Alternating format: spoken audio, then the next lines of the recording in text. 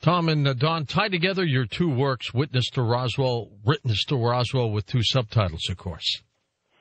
Yes. I would. First, I'm going to give ourselves a little pat on the back.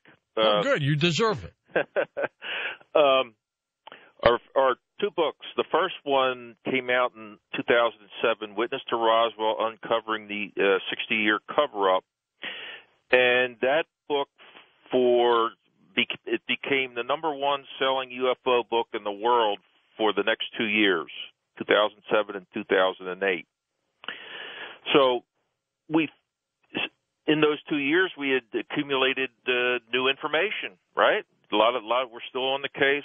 So we decided to do a second edition, expanded and updated, and revised with new chapters and other chapters revised and updated. And I called our publisher this past week to find out how it's doing, and it came out last year in 2009, and it is right now among the top-selling UFO books in the world as we speak. Good for you. The feedback we're getting on it, starting with the first book and then continuing into the second book, is that we hear this over and over and over again, that it's the best book on Roswell ever written. And we thank you, George, for contributing to the second book. Oh, that was my pleasure. When you both asked me to do that, it was a delight, and I'm glad that worked out for both of you. Well, we certainly appreciate it. Now, you've segmented the unmasking. 2007, Witness came out first, Witness to Roswell, then the second one, Witness to Roswell, Unmasking the Government's Biggest Cover-Up in 2009. As you've said. Tell me the difference between the two in the direction you both took with it. Well, as the investigation has even developed in these past 20 years, it's been this mosaic, this puzzle of, piecing each individual witness testimony into the whole, general historic event.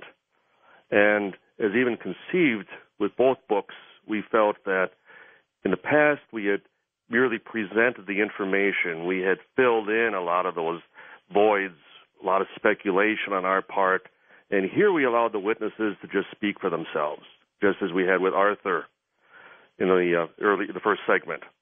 And give you an example, even leading up to, that particular flight, the Straight Flush. Mm-hmm. And how we piece things together. I love that name, by the way, for a plane. The Straight Flush. Well, I never seem to get any of them, but that's okay. But if we recall the original testimony of the rancher Mac Brazel and his description to KGFL radio reporter Frank Joyce about it being horrible, and finally he said the smell, the stench, it was just horrible. Well, that's a common, as even describing the nurse with Glenn Dennis, the smell, the overwhelming odor that was coming from the cadavers. And then the need to, remove the carcasses as far away from the base as possible before they were, flown out, as described on the Straight Flush, as we've now surmised. But there was a corporal, he was a Native American by the name of Edward Harrison, who we interviewed. And he was in charge of a small detachment of Native Americans, and they were ordered to report. This was the night before the Straight Flush flew out. Mm-hmm. And they were ordered to report to the far southwest corner of the base, of the tarmac, way down as far removed from the general base operation area as possible. And they had a special duty assignment, as they were told, and it was at the very time of the incident, and that's how we were able to piece it precisely in that timeline the night before. Well, anyway, they were surprised that when they came to the site, they were met by none other than their very commanding officer, who was Lieutenant Colonel John Loomis of the 1027th Air Material Squadron. Well, anyway, he was sitting in a parked Jeep in front of an erected 8-foot-tall a wire fence, a chain link fence. and inside the fence was an Army tent. And what was so surprising to them was it had not been there before. Here it was, out of nowhere. Yeah. And he was basically told to post the guard, and they were told by Colonel Loomis, shoot anything that isn't a rabbit, as he put it. And granted, this wasn't unusual for the nature of the base with the atomic bomb and everything. But again, what was unusual was the fact that here was this fence with this tent inside it. And he would leave his guard behind and then return back the next morning with more guards to relieve them. And the fence is gone, the tent is gone, the guards are gone. And the only thing left were heavy tire tracks, aircraft tire tracks, that circled around the soft ground, and which direction were they headed? Towards the bomb pits. And then we have, as far as that crate actually loaded up that very same afternoon. I mean, that crate story is incredible. The security around it and everything else. Precisely. And again, but piecing it all together, the chain of events, and it clearly suggests something truly extraordinary. I think so too. You had in the sequel, The Witness to Roswell, the one that just came out. You've got a number of players that you've been talking to and following that all add something to the story. Let's go through some of them real quickly, okay? The Air Force hitman again, Hunter Penn, sent to. Oh yes, Hunter Penn. Now, when this occurred, of course, as far as the military was concerned, it was easy to contain the story. They shipped certain airmen out to other bases.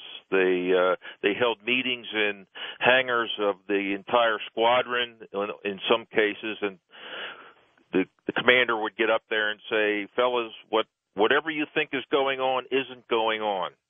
And if you want to read about it, you can read about it in Leavenworth." So the message was clear not to talk ever about this again.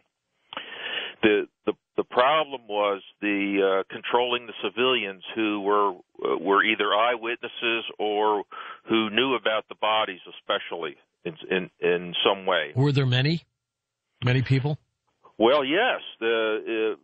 Normally, in rural New Mexico, when there's an air crash, the civilians get there first. They pocket souvenirs and what have you. And yes, there were many civilians that got to there were 3 crash sites, as we believe, and quite a number of them got to one or more of those.